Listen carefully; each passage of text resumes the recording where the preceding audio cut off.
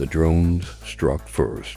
They swooped low over the enemy's front lines, dropping small, disc-shaped charges that stuck to armor and detonated in sharp, contained blasts. Machines went dark instantly, their systems fried. Soldiers dove for cover if you could call diving into Martian dust cover. As a haze of static and smoke rolled over them, the burrowers didn't stop. Every time a drone attack scattered the enemy, another subterranean explosion ripped a hole in their formation. The perfect mechanical precision of their march was gone. Now it was chaos, and chaos has a smell-hot metal, scorched dust, and the faint ozone tang of overworked laser rifles. "Martha," I shouted over the din. "They're still pushing forward." "They have to," she shouted back. "If they stop, they're dead where they stand." She yanked at her own safety rope, unfastening it with a flick of her wrist. "Stay here." "No." The word left my mouth before I could think, but it didn't matter. The next second, the enemy's second wave broke through the wall of Dust 5 soldiers in reflective armor, weapons up, moving fast. They weren't heading for Martha. They were coming for me.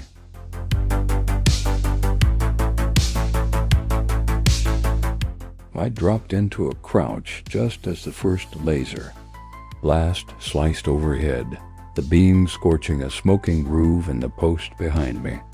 My instincts screamed run, but my boots felt welded to the ground. One of the soldiers closed the distance, raising a sidearm.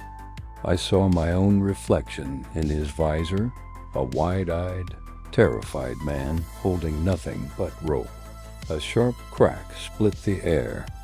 The soldier's visor spider-webbed with fractures, and he dropped, his weapon spinning into the dust. I turned to see Martha, crouched low, firing a compact energy pistol from beneath her coat.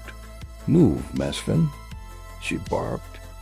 I stumbled forward, diving for the fallen soldier's weapon. My fingers closed around the grip, heavy and cold. The HUD in my helmet flashed a quick auto-link to the rifle's targeting system. The second soldier fired. My reflex was ugly but fast. I squeezed the trigger, the recoil jarring my arms. The blast hit him center mass, throwing him back into the dust.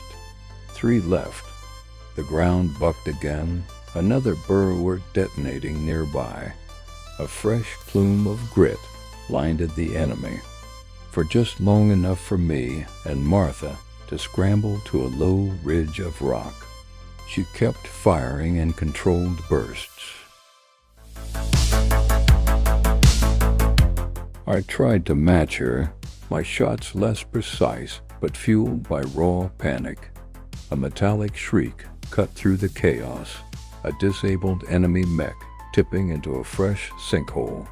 For a moment, the enemy's attention shifted, their formation splintering further. "Now's our exit," Martha snapped. She grabbed my arm and hauled me toward a narrow cut in the ridge. The rope still dangled from my wrist, dragging behind me like an afterthought. We slid down into the cut just as another drone formation screamed overhead, their underbellies glowing brighter this time. They weren't dropping EMP charges anymore, these were explosive. The ridge behind us erupted, swallowing the spot where we'd been standing seconds before.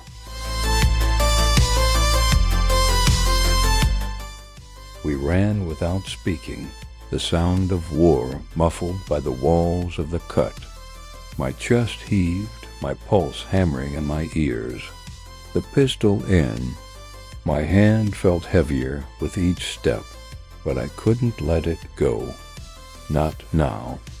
When we finally reached the end of the cut, Martha stopped, leaning against the wall, Her visor darkened against the swirling dust.